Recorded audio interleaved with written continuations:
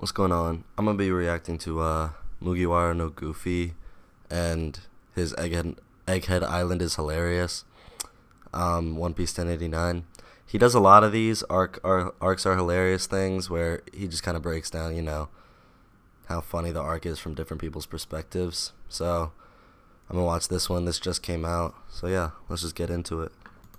Well, guys, what did I say? What have I been saying for like the past couple chapters, past like dozen or so chapters it feels like? We have got to get back to Egghead before something irreversible happens. I've been saying it, and look what happened. We were gone. Yo, Egghead at this current moment is literally insane. Like, it's kind of getting crazy.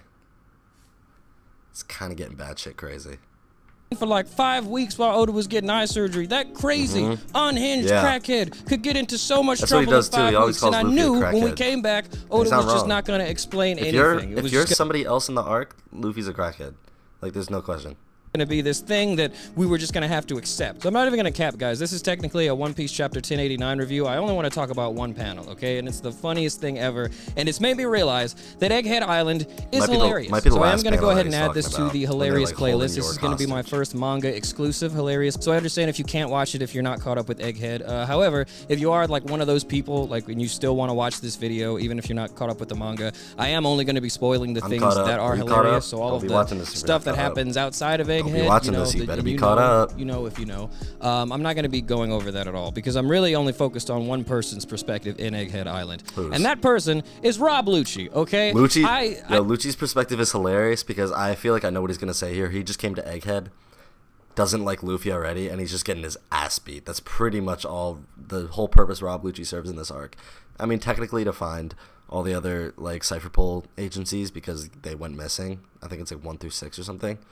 Or maybe 1 through 7, but like from Rob Lucci's perspective, and then he sees Luffy in Gear 5 for the first time, he's gonna just lose his mind. I don't think I need to say this, I don't think I have to explain, but he is just having a heck of a time on Egghead Island. I mean, just imagine what it's like being him and the things that he's going through. It's so funny, and I want to get into that. But first, a word from our sponsors. This video is sponsored by... Sorry, get your bag. Career. I'm not getting mine, though. That I use for the videos on this channel. The link in share. Very special thing. We are back. Whenever he had any gears, okay? He was the first person to realize that Luffy is basically pulling out a Kaioken out of his ass, okay? He's the first person to realize his devil fruit... I didn't even think about that. ...might not be the rubber fruit. The stuff he's doing doesn't make sense. Like what, you're just making your blood move a lot faster, so that means you can move faster and hit harder? That doesn't make sense. He blew his blew a bunch of air into his fist and it got gigantic. He called that Gear 3. Lucci is watching all of this in real time. Rob Lucci, this very serious assassin in the One Piece world, this spy/assassin, had to fight this wacky crackhead, and he had to come to understand exactly what he was dealing with in Enies Lobby, and it wasn't easy. It was not an easy pill for him to swallow. But he learned from that encounter, okay? The crackhead beat him up with basically magic. So imagine that Lucci is the first person... Luffy should not have won.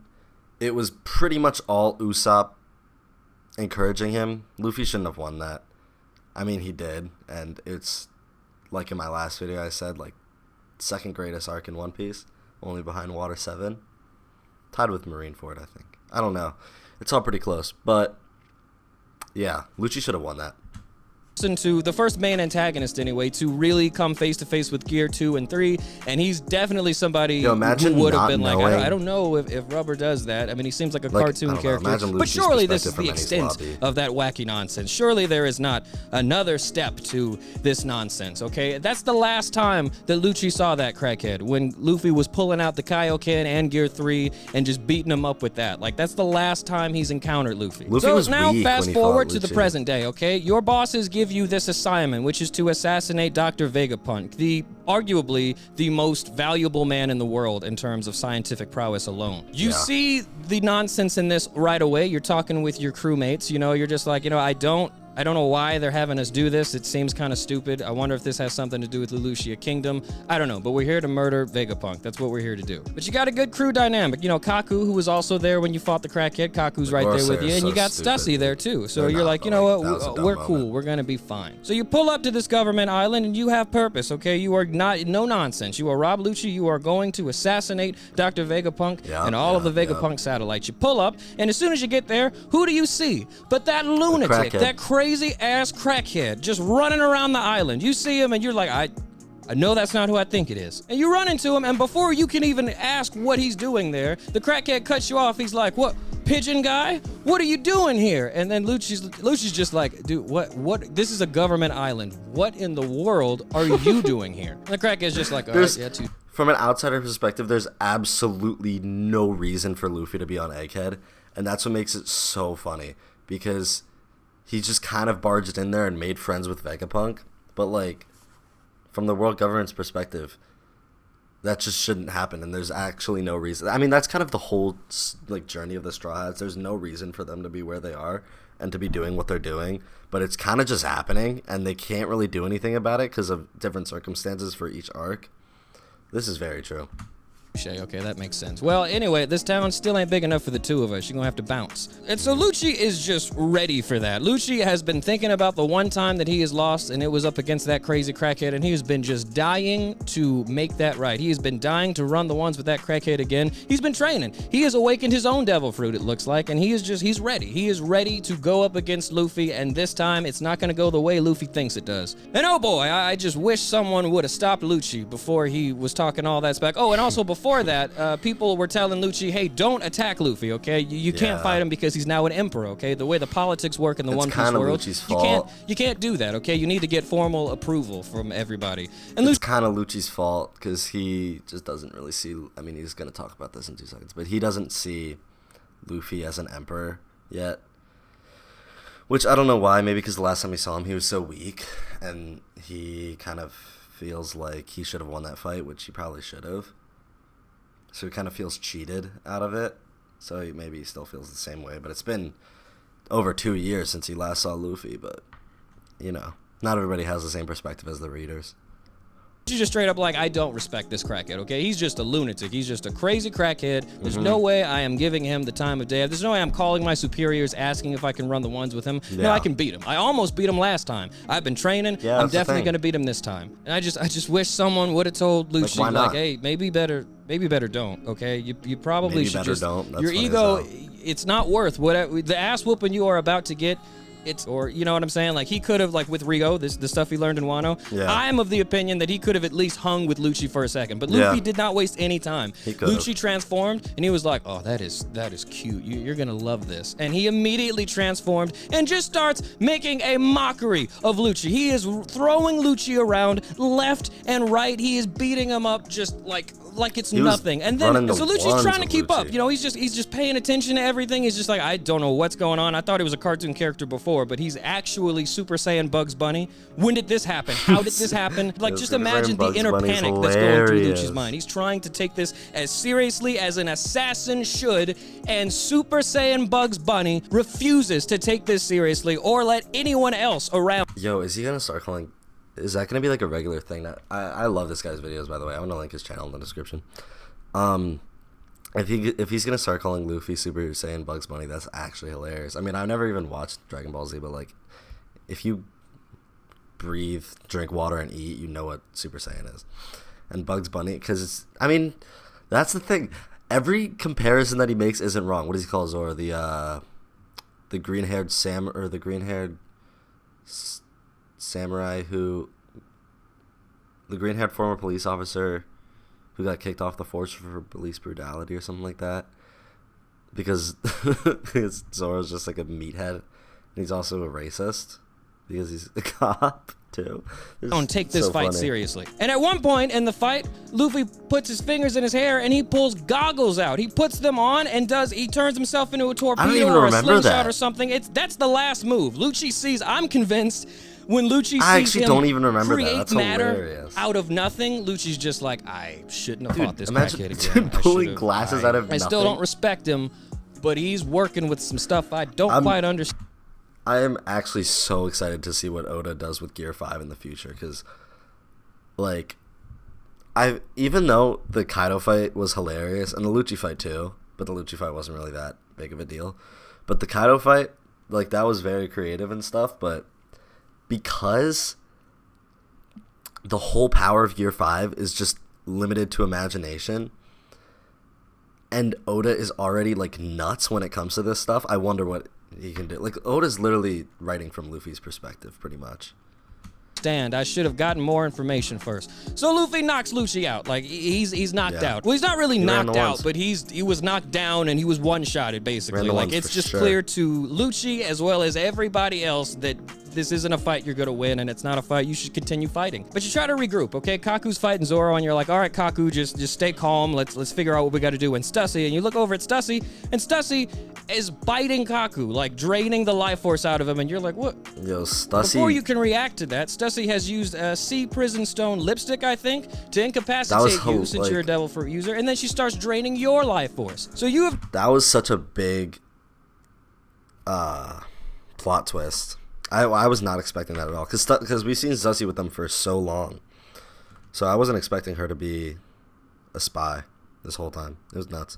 Now been thoroughly double-crossed by a member of your organization that you actually trusted. It actually gets under your skin a little bit. You don't like betrayal, but you also didn't see this coming, which really affects you as Rob Lucci, you know? Like, you didn't see this coming, and you thought, you know, if anyone should have seen this coming, I feel like Lucci could be sad. I actually trusted both of these people. And also, Lucci you know isn't about really the the type of crackhead's person special to trust power, people. which is he can rally a crowd like no one's business. So from your perspective, this crackhead has beat you up in a fight that you've started, and he's taken your girl. So you don't know what happened, but obviously you're passed out, so it's not for you to worry about until you wake up. But when you wake up, you're in handcuffs. You're sitting next to Kaku, and apparently there's this whole murder mystery thing going on in Egghead Island, and everybody inside the laboratory is about to get murdered, okay? Everybody is vulnerable. This is just making me realize how good Egghead is. Like,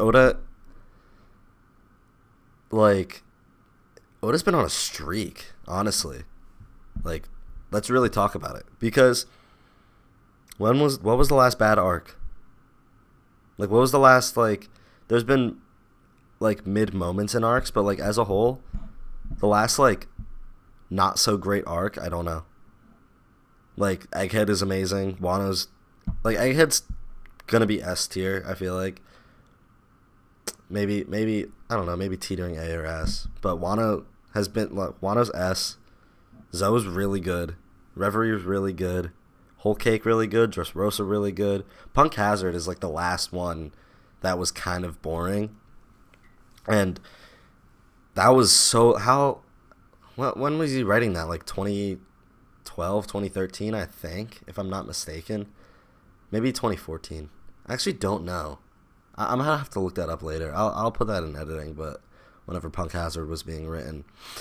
But, Oda's been on a streak, and I feel like a lot of people don't give him credit because recently, in the past, like, 2, 3, 4 years maybe, One Piece has, like, blown up all, like, in America, too. And I think a large part of that is just because of COVID and like, with everything, One Piece got huge. Everybody was watching it. And with TikTok and stuff, with social media, it being more across social media, I feel like people are a lot more critical. So we see One Piece more now, with this, like, eagle eye magnifying glass lens that wasn't there before. So it's a lot more criticized before now. And that's kind of unfair to Oda because he's still doing the same stuff. He's doing this stuff even better. Pre-time skip obviously has a different tone. It's kind of just quick paced, and it's just like a lot of defeats. It's a lot more, it's different for sure.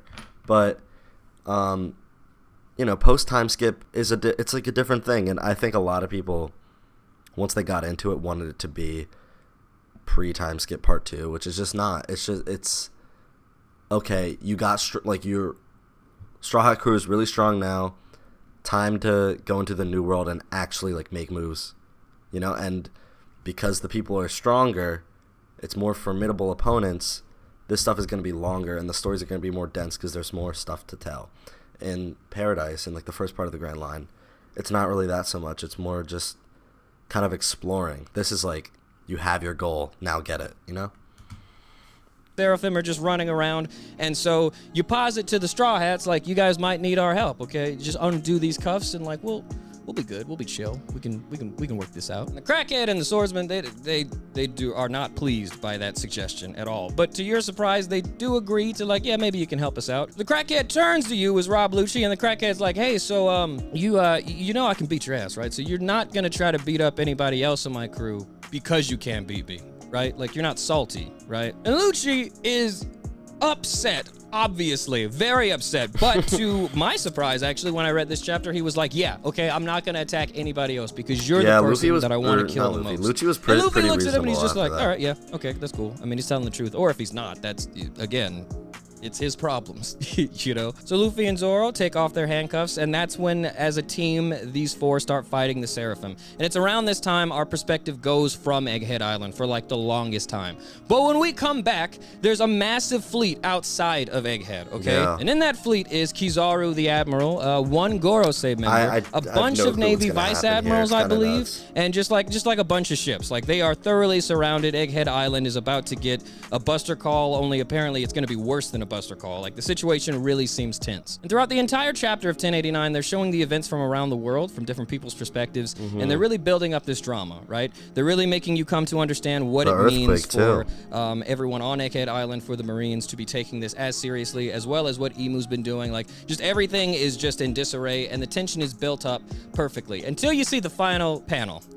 And that's when it's become painfully obvious that I was right. I knew we have been away from Egghead from far too long. It was so cool. That crazy crackhead and his band of lunatics have now occupied Egghead Island, okay? And the reason why I think this is so funny from Rob Lucci's perspective is, look at Lucci in the back. Look at this. Look at Lucci. He's literally just sitting there like, bruh, I don't know. Yeah, I actually didn't even see him here? there. Like, I was too busy just like looking at boat. I should have never got off the boat. I should have never tried to do any of this. I was too busy looking at just everybody else because I was like, this is such a cool panel, and when this gets animated, I feel like this is going to be a whole lot of people's wallpapers.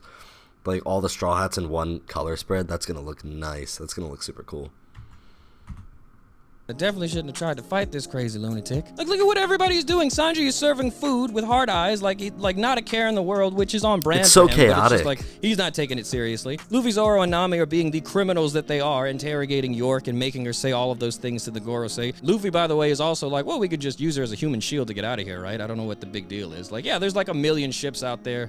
This is a big girl, just put her in front of us. I'm sure a lot of us will still be able to get away. Like, no problem. Let's do it. Look at Vegapunk's got a backpack on. Like, what's going on? We ready to leave or what? Like, all of the tension is not inside of Egghead. All of the tension is not inside this lab, okay? The tension is outside. Like, they are the problems that these Marines don't want. Super Saiyan Bugs Bunny beat up a dragon. I'm not scared about none of these warships, none of these Vice Admirals. Bugs Bunny, man. Yeah, Kizaru's gonna fight, but like, you can't fight all of them. That's all I'm gonna say. If they decide to jump them like they did in Sabaody, dude, it's not gonna go like how it did in Sabaody, all right? I don't think that's what these Marines understand. I wonder this is not Sabaody. Like, I don't know if Luffy and Kizaru are gonna fight.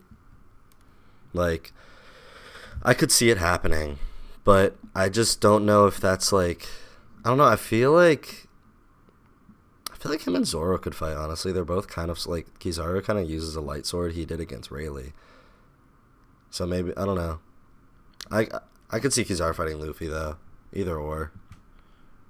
Okay, that is an Emperor of the Sea. But yeah, it's like you just really get the feeling that these guys just have no idea what they are getting themselves into. The Straw Hats look just so prepared, and it's awesome to see. But yeah, I will say one more time, I was right. Oda was gonna bring us back to Egghead and not explain a bunch of stuff. Like, don't get me wrong, I did see a comment or a tweet that said, so glad that Oda off-screened York, like we know that he can take care of them. Like, I don't even want to waste time on seeing them apprehend York. I agree. I do not like, I don't think that would have been entertaining, especially with all the other stuff that we have been getting. Like, I'm glad that Oda decided to do that. But there's some other stuff I have questions about. Like, to just hard cut to a crackhead in control of Egghead Island. It's obvious. We could have all seen it coming, but it's like, I got some questions. Look at Usopp and Frankie. Weren't they like stone, or at least half stone or something like that? They are fine. How did we resolve that? What's going on?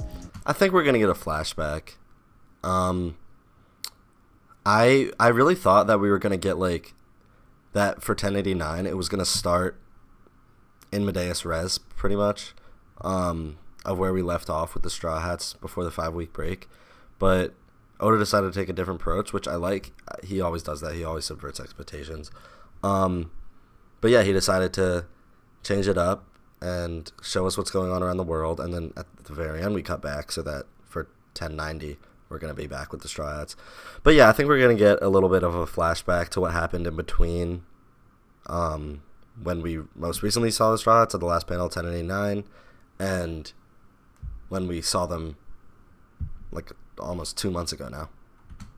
And for that matter, Usopp doesn't even look scared. Why does Usopp not look scared about the millions of ships outside? Okay, even if they have this situation under perfect control, why is Usopp so confident that this is gonna go off without a hitch? Like, they know something that we don't still, okay? Like, just think about that, guy. Correction, that was like 6 months ago, because I forgot about, like, that was so long ago, because I forgot about the, all the other, like, the 10 chapters that, we didn't get with any of the Straw Hats before the 5-week break.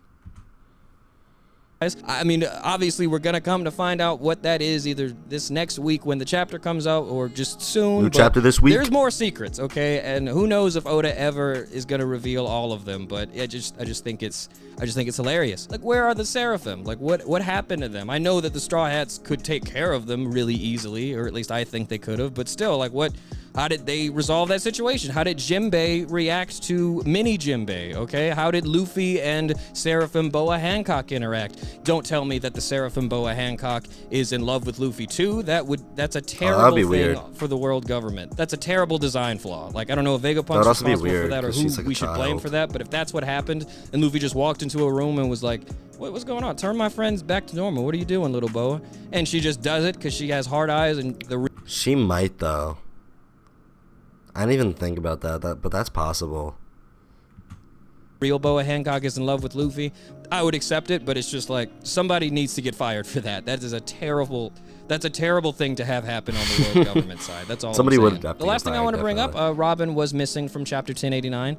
That is concerning because I think she's been missing for a couple chapters before this, if I'm not mistaken. I just hope wherever she is, there's a cowboy hat store. I didn't get like my eye up because, dude, ever since I started this channel, I mean, it's only been 2 chapters that came out since I started the channel, but ever since like before I started the channel, I would always just read chapters and like not really think too much about it. I would just like kind of, skim through it and read, but not really like look at the panels so much. But now I kind of have to. I didn't really think about that, but I don't know. She can pick It's all part of growing. Up one for herself and just never take it off ever again because we need her. We just need her to come back to us. But other than that, if they're not worried, if none of the Straw Hats are worried, then, I guess it doesn't matter. I guess we're really going to understand what's about to happen. This has been such a crazy... Egghead Island has been, like, just such a crazy bridge arc. Like, you can tell they're building up to something, and the climax is not going to be on Egghead Island itself.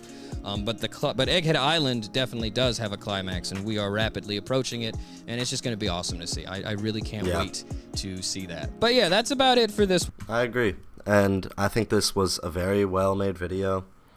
He always does it. I love him. I'm subscribed to him, right? Yeah, no, he always does that. Always very well-made videos.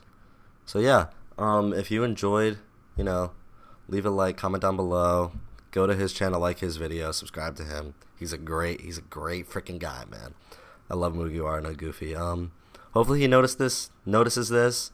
I'm trying to get my name out there. I'm trying to, put myself in the community. So this isn't a plea to do that. I just want to, react to this because this just came out and I've been loving Egghead so far. But yeah, really good video. Let me know what you think.